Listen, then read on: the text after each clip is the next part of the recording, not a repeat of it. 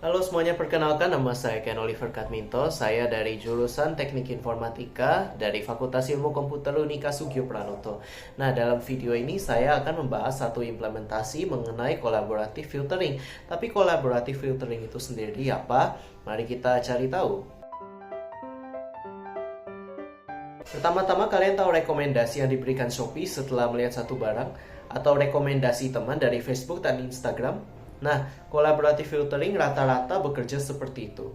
Jadi collaborative filtering itu adalah satu algoritma yang menyortir berdasarkan preferensi user, berdasarkan data yang terdahulu, berdasarkan rating yang terdahulu. Nah, collaborative filtering itu ada dua jenis. Yang pertama adalah user based dan yang kedua adalah item based.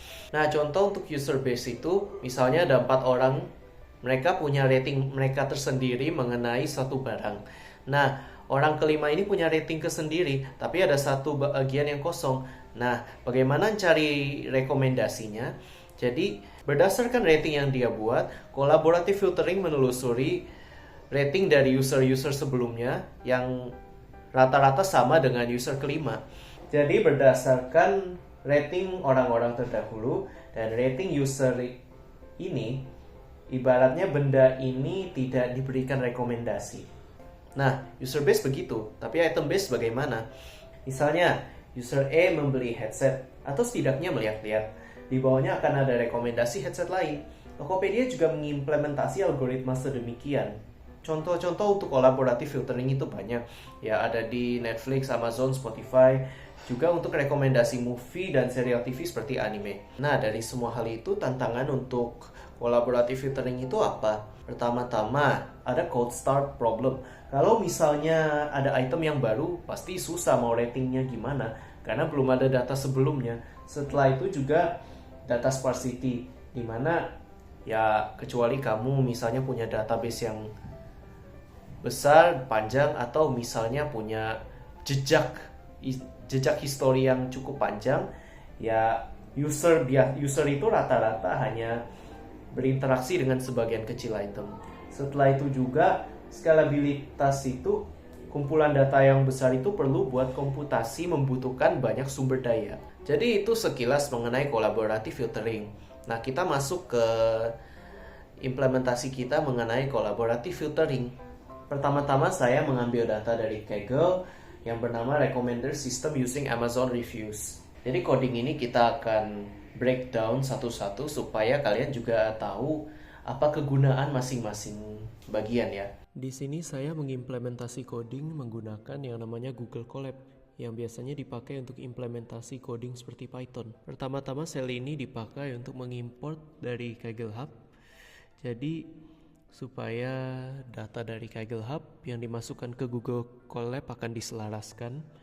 Setelah itu ini juga ada latar belakang sebagai penjelasan, juga pengenalan ke sistem-sistem rekomendasi lain selain collaborative filtering.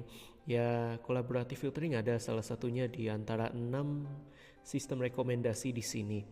Lalu ya, informasi atribut ada user ID, product ID, rating, sama timestamp. User itu nama user, product ID itu nama produknya, rating itu rating dari usernya yang diberikan kepada produk tertentu. Dan timestamp ini adalah waktu rating meskipun kita nggak akan pakai untuk eksperimen ini. Pertama-tama kita bisa import library dari Python. Python sudah menyediakan library untuk kita mengolah data. Ada NumPy sama Pandas untuk manipulasi data, ada Matplotlib sama Seaborn untuk visualisasi data, dan ada sklearn untuk machine learning. Lalu kita bisa masukkan datasetnya, diimport ke bagian ini supaya kita bisa mulai mengolah data. Pertama-tama datanya bisa ditampilkan. Jadi di bagian head ini menampilkan 5 baris teratas dari dataset, juga ditunjukkan datanya, usernya berapa, produknya apa, setelah itu ratingnya berapa, sama timestampnya berapa dalam artian kapan. Lalu shape ini juga menunjukkan berapa banyak kolom dan baris dalam dataset kita. Ada 4 kolom dan ada sekitar 4 kolom, ada 4 kolom dan sekitar 1.300.000 baris. Begitu kita klik sel selanjutnya, kita hanya menggunakan dataset sebanyak 1.048.000.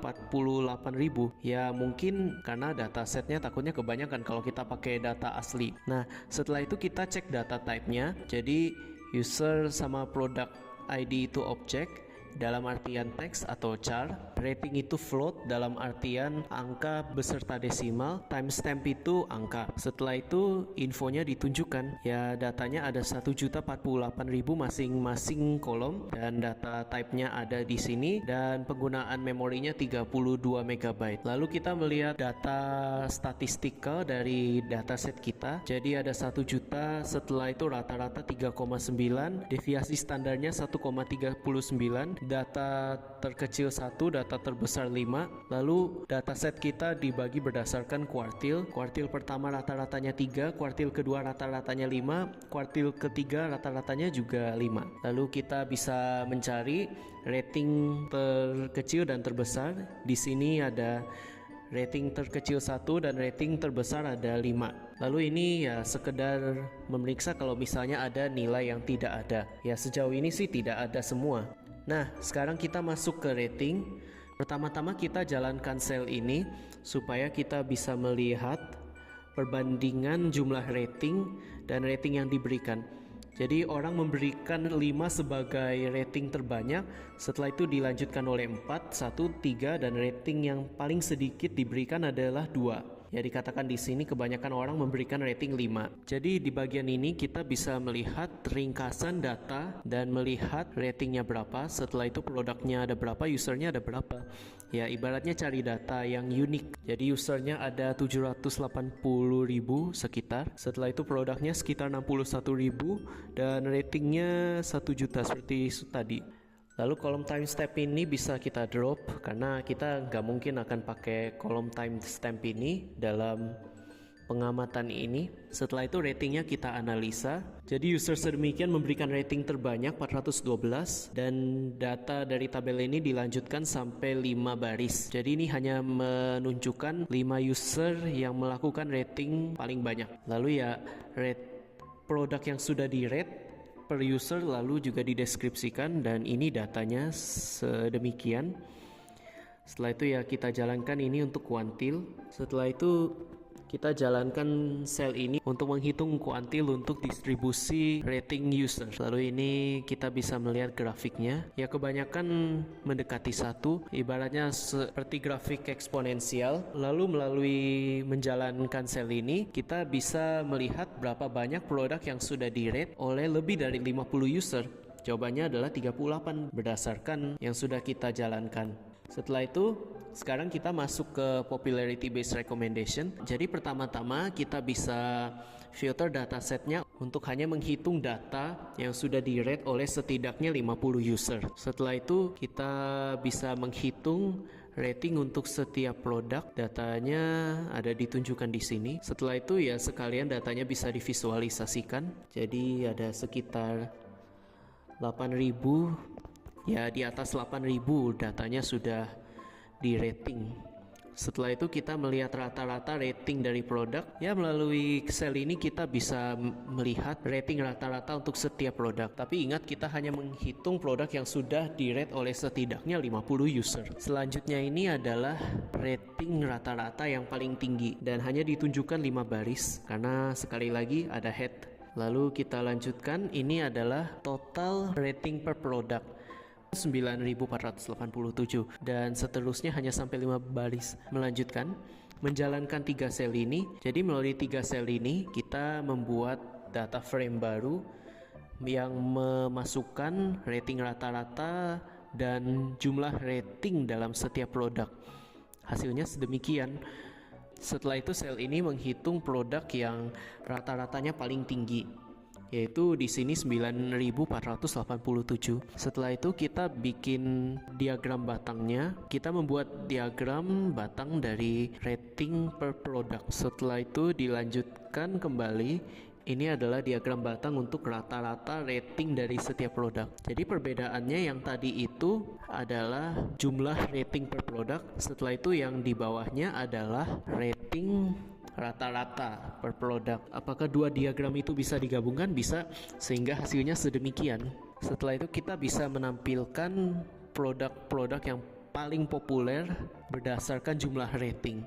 Tadi kan 9487. Nah, datanya tertampilkan di sini.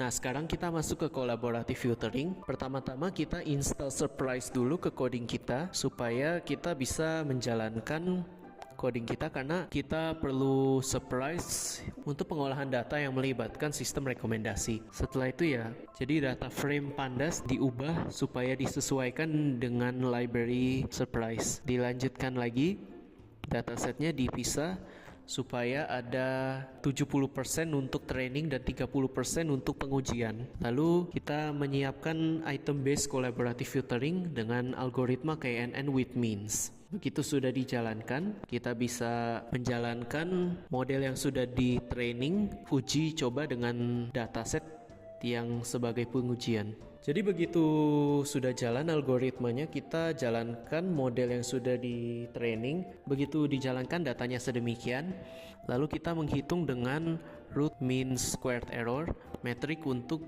mengevaluasi sistem rekomendasi. Lalu akhirnya kita masuk ke model based collaborative filtering system. Pertama-tama kita membuat satu user item matrix di mana usernya ada di baris dan produknya ada di kolom. Dan untuk data yang kosong kita isi dengan 0. Setelah itu kita juga bisa melihat ukuran dari matriksnya. Jadi kolomnya ada 76, setelah itu barisnya ada 9832.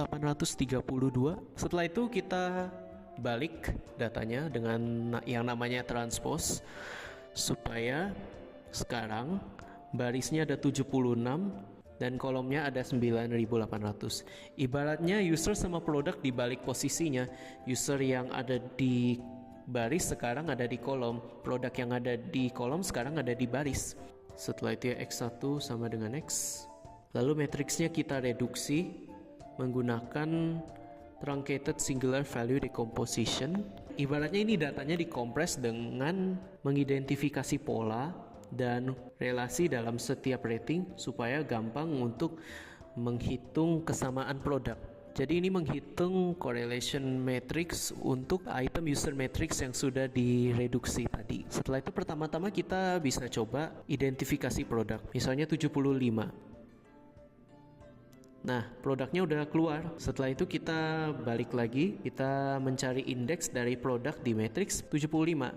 Jadi ibaratnya sudah pas. Setelah itu kita mengekstrak nilai korelasi dari produk yang sudah dipilih dengan produk lain. Ibaratnya 76, karena dalam komputer 1 itu dianggap 0. Makanya itu indeks 75 itu di label sebagai 76.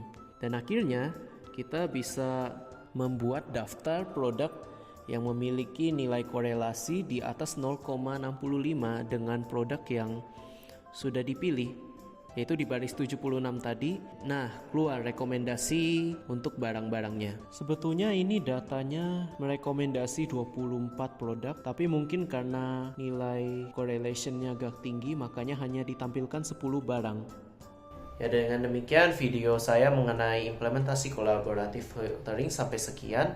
Semoga kalian juga mendapat pengetahuan baru mengenai collaborative filtering, yaitu algoritma yang dipakai untuk rekomendasi kalian. Ya, semoga video ini bermanfaat untuk kalian semua. Sampai jumpa di video berikutnya. Dadah.